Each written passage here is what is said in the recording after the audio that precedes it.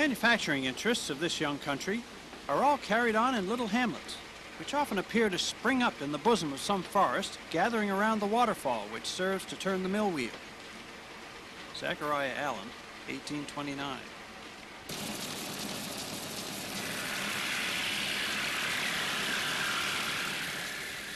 Abundant forests, land, and water shaped America's industrial development. Wood was an inexpensive raw material for building homes, factories, and railroads. Fertile land attracted farmers, and the country's vast rivers provided thousands of locations for water-powered mills. The history of Hanford Mills is typical of the industrialization of rural America. Built to serve the immediate needs of its local community, this mill directly benefited from the nation's growing economy. By 1900, Hanford Mills was one of New York State's most productive sawmills. But like the community it had grown from, this mill's beginnings were very modest.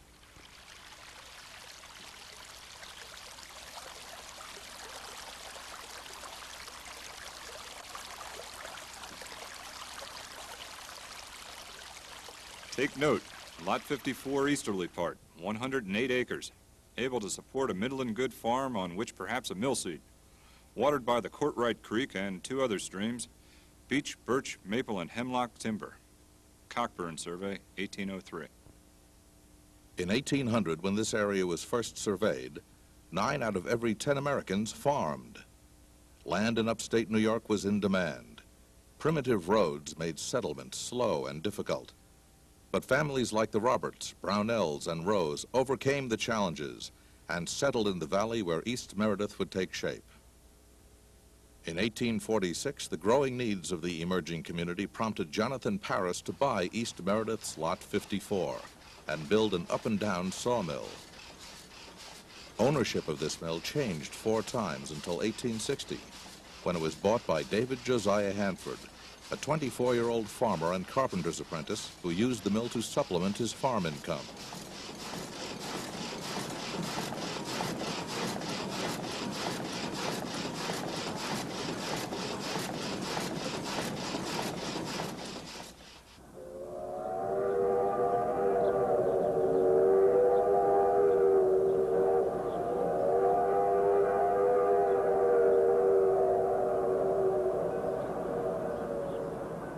After the Civil War, in August 1865, the Albany and Susquehanna Railroad reached Oneonta, giving D.J. Hanford new business opportunities.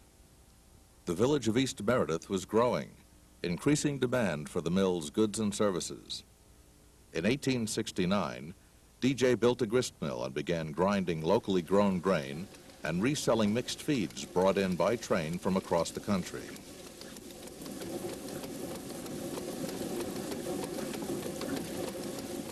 With the rail yard only 10 miles away, for the first time, D.J. Hanford has the opportunity to bring modern machinery to his mill.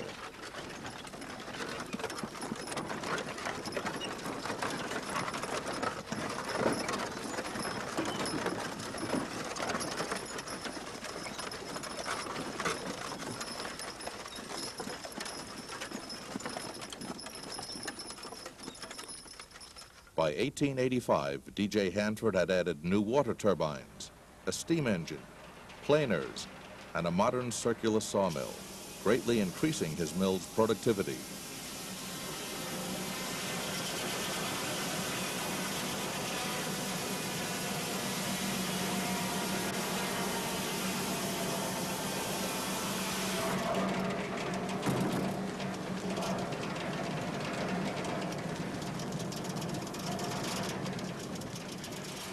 D.J. Hanford's mill is complete in all departments and fitted with the latest improved machinery, including a machine for cutting tub covers with a capacity of 3,500 covers a day.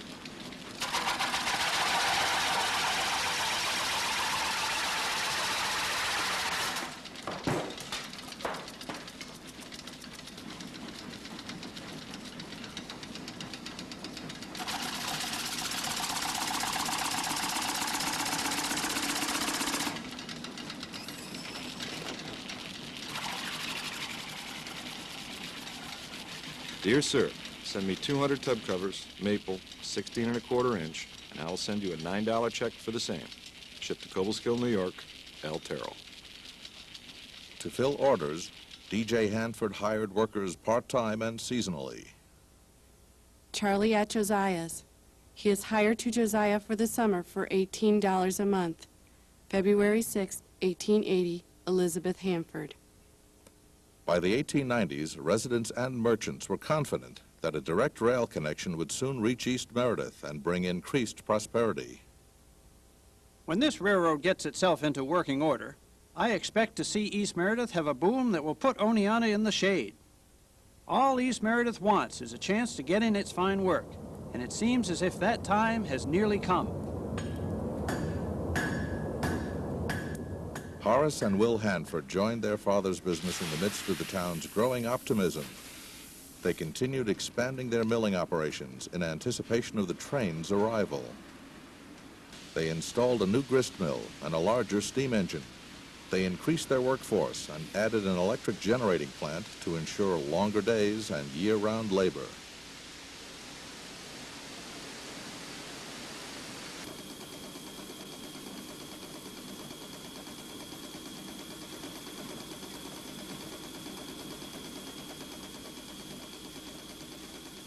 When the Ulster and Delaware Railroad arrived in East Meredith in July 1900, the Hanfords undertook their most ambitious expansion. Purchasing new lathes, a dowel machine, and a tumbling sander, they began producing thousands of wooden tool handles each day.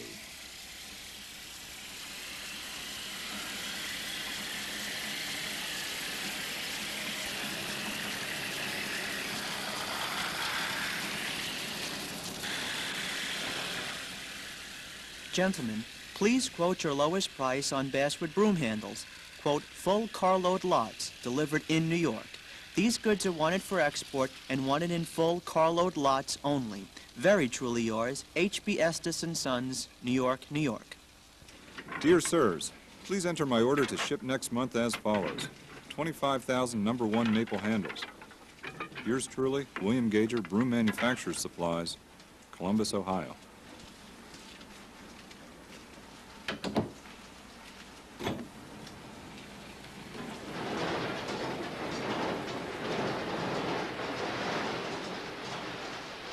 The train opened new markets, but it also brought increased competition from national distributors and manufacturers. Within 5 years, the Hanfords stopped producing tool handles. Gentlemen, since we quoted you on turnings in October, we have practically discontinued the manufacture of this class of goods. We are obliged to state that we cannot accept any orders. Respectfully yours, D.J. Hanford & Sons.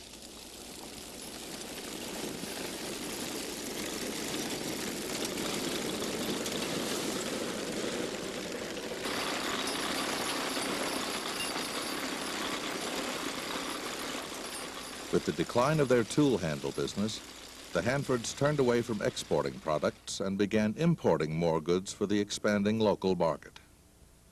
The train's arrival changed farming. For the first time, farmers could ship milk directly to consumers in New York City. Dairy herds were expanded, creating more demand for feed, machinery, and building materials, all of which the Hanfords willingly supplied.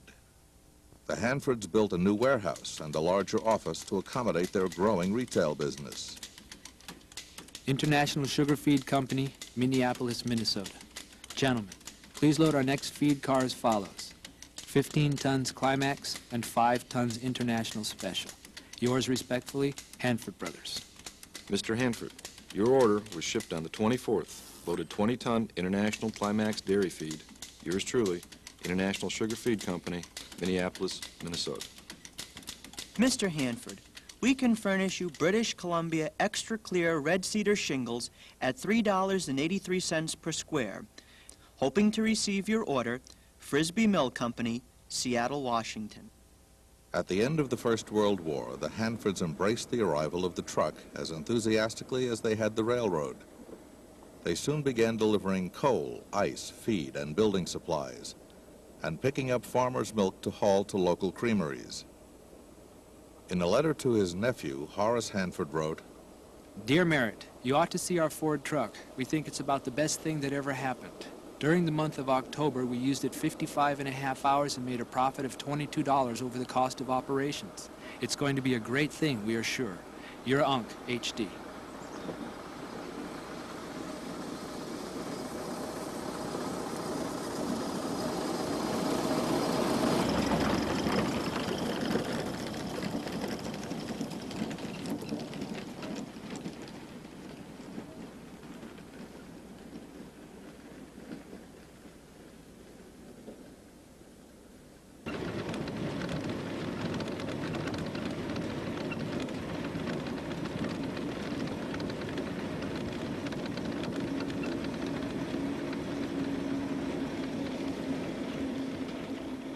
By 1945, when Horace retired and sold the mill to Mike, Frank, and Joe Pizza, the retail business depended greatly on the truck to deliver goods and services. Larry McClintock remembers the delivery truck coming to his family farm. That was another service. We paid for the service, but evidently we gained economically from it, or we wouldn't have done it. And probably it was because we saved time. The Pizza brothers continued to saw logs, plane lumber, and sell building supplies, but they profited most from the sale and delivery of feed. Dick Shaw remembers working at the mill in the 1940s. When I worked for the Pizzas, I'd done general labor, feed work, truck driving, lumber, sawmill, whatever was required. Generally speaking, it is good hard work. If we got a carload of bulk feed, that meant you had to shovel it, bag it, and stack it. It wasn't the easiest job I ever had, but when I stop and think about it, everybody was doing them kind of things, so I didn't think I was any different than anybody else. Everybody worked hard then. Everything was manual, more or less. The feed business changed rapidly. As farms consolidated and herds continued to grow, feed companies phased out bag feed in favor of bulk feed delivered by the ton in trucks. Motor vehicles also gave customers greater mobility and more choices. East Meredith residents could travel to other towns to pick up supplies or go to work. The Pizza Brothers business remained a going concern until 1967, when the doors closed for good. Well, I knew things were changing, but this is kind of hard because my feelings at the time were going for more money and easier work. And also others were doing the same thing. And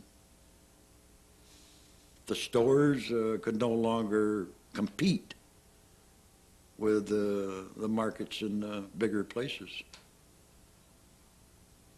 And the feed stores and the general stores like this couldn't compete at all, money-wise, with the organizations that were doing business at this time.